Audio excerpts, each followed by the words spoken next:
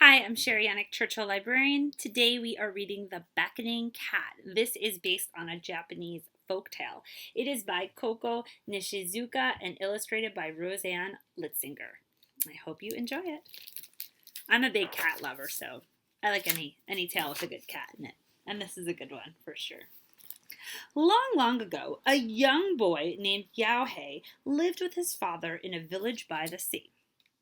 Every morning, when the sun peeked out over the ocean, he got up and went to the port to buy fish. He then sold the fish door to door, carrying them in two wooden barrels suspended from a pole balanced on his shoulder. Yanek worked hard, but he was still poor. When his father became sick, Yanek worked even harder to earn money to buy medicine. But he could only carry 2 barrels of fish at a time. He sighed and wished he could earn more.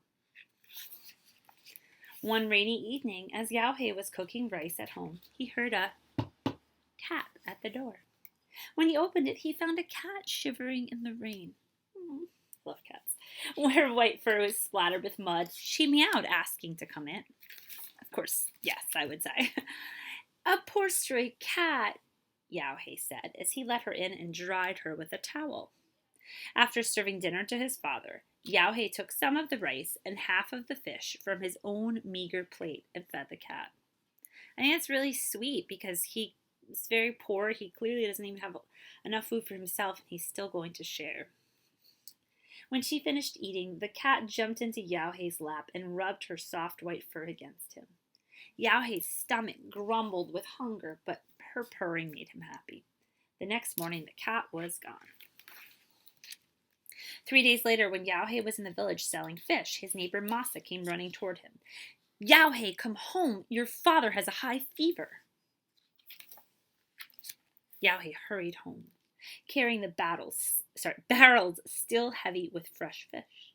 When he arrived, the cat was standing by the door, but Yanek went right to his father. He put a cool, damp cloth on his father's forehead. Once his father was comfortable, Yanek looked at the fish and sighed. "What shall I do?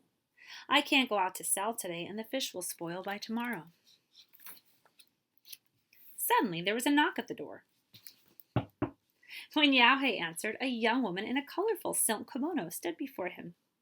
"Hello, how can I help you?" Yanek asked in surprise. "Are you a fishmonger?" she asked, pointing to the fish in the wooden barrels. How funny! A cat calling a customer to a fishmonger. She laughed lightly, covering her mouth with her kimono sleeve.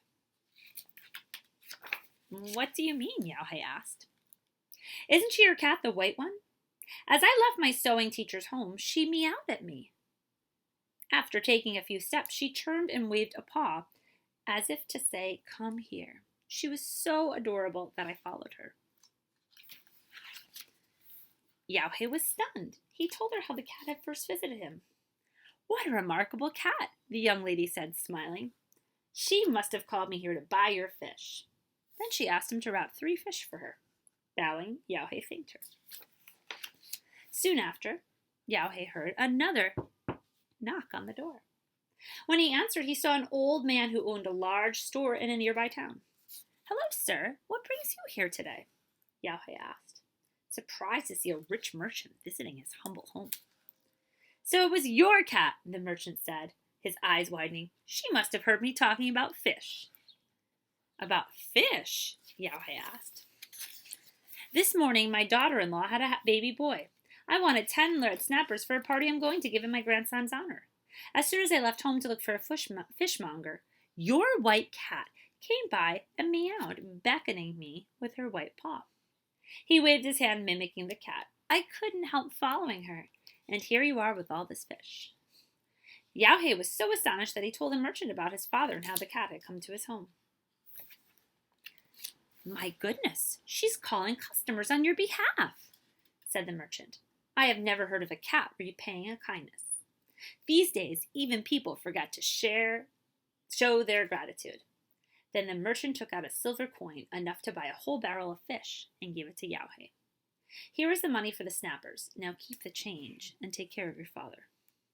Yanek thanked the merchant over and over with deep bows.